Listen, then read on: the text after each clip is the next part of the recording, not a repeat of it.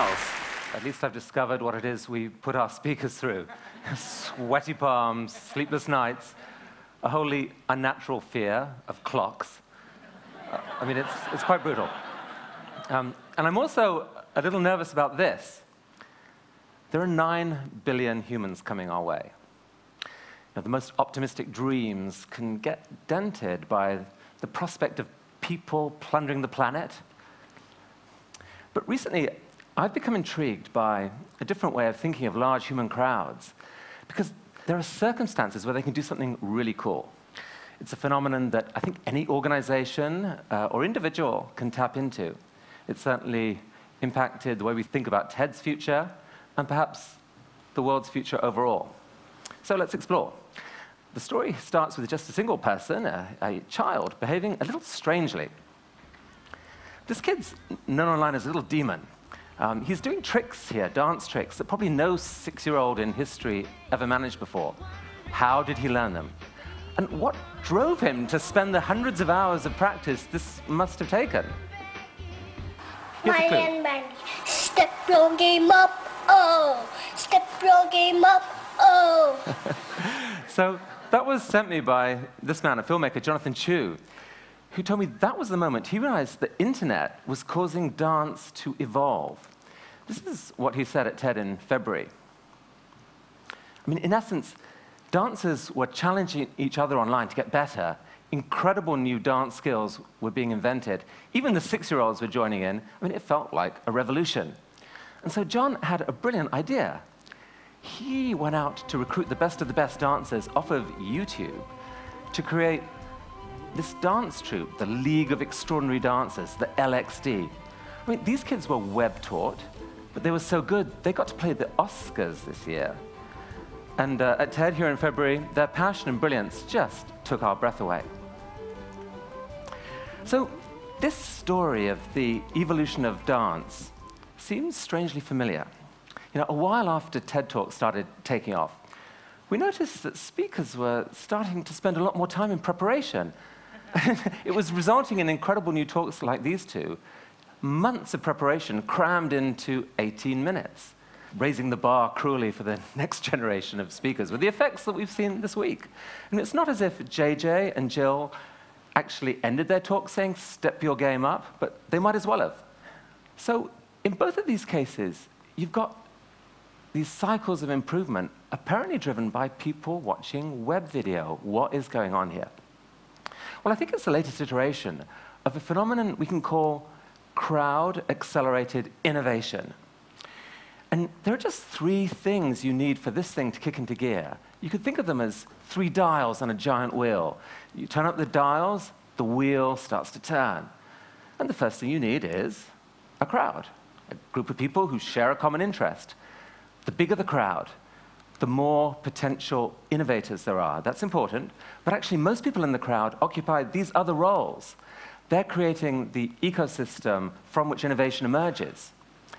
The second thing you need is light. You need clear, open visibility of what the best people in that crowd are capable of, because that is how you will learn, how you will be empowered to participate. And third, you need desire. You know, innovation's hard work. It's based on hundreds of hours of research, of practice. Absent desire, not going to happen. Now, here's an example, pre-internet, of this machine in action. Dancers at a street corner. You know, it's a crowd, a small one. But they can all obviously see what each other can do. And the desire part comes, I guess, from social status, right? Best dancer walks tall, gets the best date. There's probably going to be some innovation happening here. But on the web, all 3 dials are ratcheted right up. The dance community is now global. There's millions connected.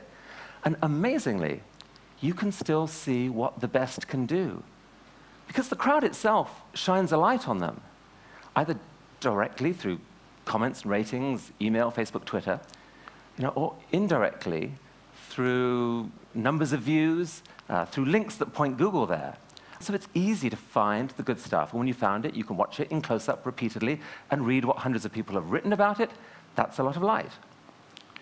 But the desire element is really, you know, dialed way up. I mean, you might just be a kid with a webcam, But if you can do something that goes viral, you get to be seen by the equivalent of sports stadiums crammed with people. You get hundreds of strangers writing excitedly about you. And even if it's not that eloquent, and it's not, it can still really make your day. So this possibility of a new type of global recognition, I think, is driving huge amounts of effort. And it's important to note that it's not just the stars who are benefiting. Because you can see the best, everyone can learn. Also, the system is self-fueling. It's the crowd that shines the light and fuels the desire. But the light and desire are a lethal 1-2 combination that attract new people to the crowd. So this is a model that pretty much any organization could use to try and nurture its own cycle of crowd-accelerated innovation. Invite the crowd, let in the light, dial up the desire. And the hardest part about that is probably the light, because it means you have to open up. You have to show your stuff to the world. It's by giving away what you think is your deepest secret that maybe millions of people are empowered to help improve it. And very happily, there's one class of people who really can't make use of this tool. The dark side of the web is allergic to the light. I don't think we're going to see terrorists, for example, publishing their plans online and saying to the world, please, could you help us to actually make them work this time? But you can publish your stuff online, and if you can get that wheel to turn, look out. So at TED, we've become a little obsessed with this idea of openness. In fact, my colleague June Cohen's taken to calling it radical openness, because it works for us each time. We opened up our talks to the world, and suddenly there are millions of people out there helping spread our speakers' ideas, and thereby making it easier for us to recruit and motivate the next generation of speakers. By opening up our translation program, thousands of heroic volunteers, some of them watching online right now, and thank you, have translated our talks into more than 70 languages, thereby tripling our viewership in non-English speaking countries. By giving away our TEDx brand, we suddenly have 1,000+ live experiments in the art of spreading ideas. And these organizers, they're seeing each other, they're learning from each other. We are learning from them. We're getting great talks back from them. The wheel is turning. Okay, step back a minute. It's really not news for me to tell you that innovation emerges out of groups. We've heard that this week. This romantic notion of the lone genius with a eureka moment that changes the world is misleading. Even he said that, and he would know. We're a social species. We spark off each other. It's also not news to say that the internet has accelerated innovation. For the past 15 years, powerful communities have been connecting online, sparking off each other. If you take programmers, the whole open source movement is a fantastic instance of crowd-accelerated innovation. But what's key here is that the reason these groups have been able to connect is because their work output is of the type that can be easily shared digitally. A picture, a music file, software. And that's why, what I'm excited about, or what I think is underreported, is the significance of the rise of online video. This is the technology that's going to allow the rest of the world's talents to be shared digitally, thereby launching a whole new cycle of crowd-accelerated innovation. The first few years of the web were pretty much video-free. For this reason, video files are huge. The web couldn't handle them. But in the last 10 years, bandwidth has exploded 100-fold. Suddenly, here we are. Humanity watches 80 million hours of YouTube every day. Cisco actually estimates that within 4 years, more than 90% of the web's data will be video. If it's all puppies, porn, and piracy, we're doomed. I don't think it will be. Video is high bandwidth for a reason. It packs a huge amount of data, and our brains are uniquely wired to decode it. Here, let me introduce you to Sam Haber. He's a unicyclist. Before YouTube, there was no way for him to discover his sport's true potential, because you can't communicate this stuff in words, right? But looking at video clips posted by strangers, a world of possibility opens up for him. Suddenly he starts to emulate, and then to innovate, and a global community of unicyclists discover each other online, inspire each other to greatness. And there are thousands of other examples of this happening, of video-driven evolution of skills, ranging from the physical to the artful. And I have to tell you, as a former publisher of hobbyist magazines, I find this strangely beautiful. I mean, there's a lot of passion right here on this screen. But if Rube Goldberg machines and video poetry aren't quite your cup of tea, how about this? Jove is a website that was founded to encourage scientists to publish their peer-reviewed research on video. There's a problem with a traditional scientific paper. It can take months for a scientist in another lab to figure out how to replicate the experiments that are described in print. Here's one such frustrated scientist, Moshe Pritzker, the founder of Jove. He told me that the world's wasting billions of dollars on this. But look at this video. I mean, look, if you can show, instead of just describing, that problem goes away. So it's not far-fetched to say that at some point, online video is going to dramatically accelerate scientific advance. Here's another example that's close to our hearts at TED, where video is sometimes more powerful than print, the sharing of an idea. Why do people like watching TED Talks? All those ideas are already out there in print. It's actually faster to read than to view. Why would someone bother? Well, obviously there's some showing as well as telling. But even leaving the screen out of it, there's still a lot more being transferred than just words. And it's in that nonverbal portion, there's some serious magic. Somewhere hidden in the physical gestures, the vocal cadence, the facial expressions, the eye contact, the passion, the kind of awkward British body language, the sense of how the audience are reacting. That there are hundreds of subconscious clues that go to how well you will understand and whether you are inspired. Light, if you like, and desire. Incredibly, all of this can be communicated on just a few square inches of a screen. Reading and writing are actually relatively recent inventions. Face-to-face communication has been fine-tuned by millions of years of evolution. That's what's made it into this mysterious, powerful thing it is. Someone speaks, there's resonance in all these receiving brains, the whole group acts together. I mean, this is the connective tissue of the human superorganism in action. It's probably driven our culture for millennia. 500 years ago, it ran into a competitor with a lethal advantage. It's right here. Print scaled. The world's ambitious innovators and influencers now could get their ideas to spread far and wide. And so, the art of the spoken word pretty much withered on the vine. But now, in the blink of an eye, the game has changed again. It's not too much to say that what Gutenberg did for writing, online video can now do for face-to-face communication. So that primal medium, which your brain is exquisitely wired for, that just went global. Now, this is big. we may have to reinvent an ancient art form. I mean, today, one person speaking can be seen by millions, shedding bright light on potent ideas, creating intense desire for learning and to respond, and in his case, intense desire to laugh.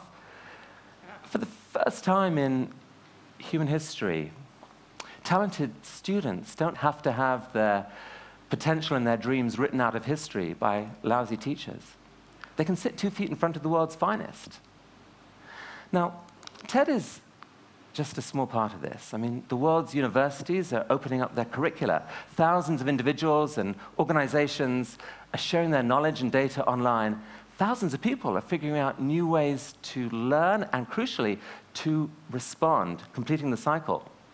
And so, as we've thought about this, it's become clear to us what the next stage of TED's evolution has to be.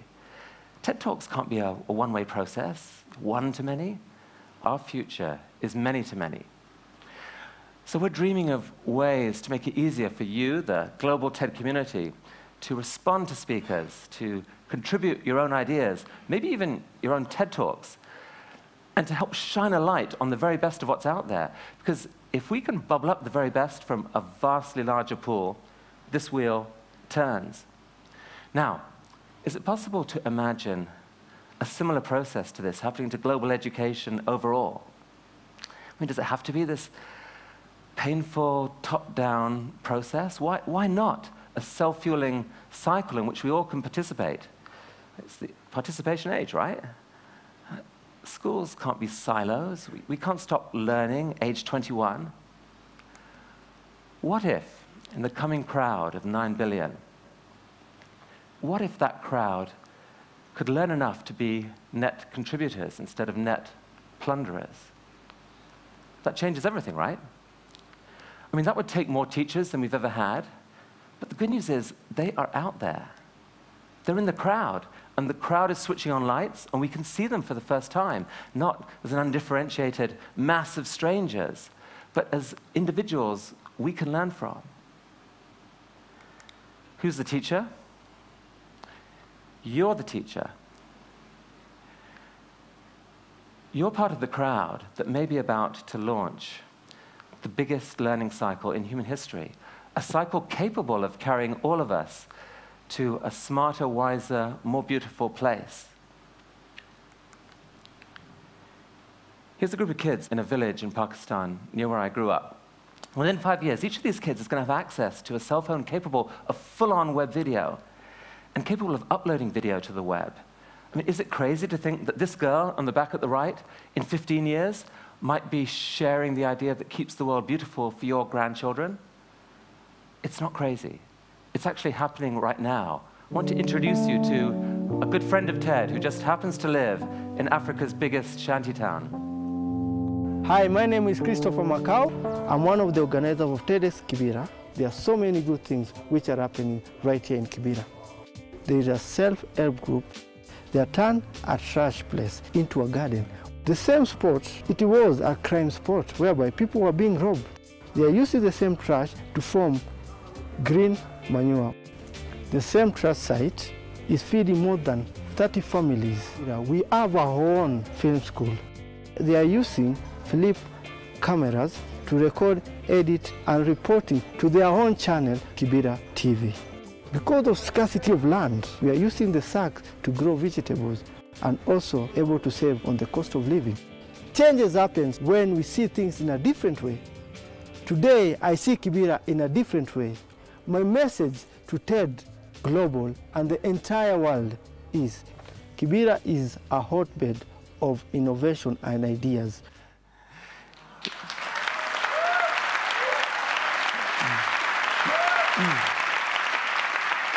You know what? I bet Chris has always been an inspiring guy. What's new, and it's huge, is that for the first time, we get to see him, and he can see us. Right now, Chris and Kevin and Dennis and Dixon and their friends are watching us in Nairobi right now. Guys, we've learned from you today. Thank you, and thank you.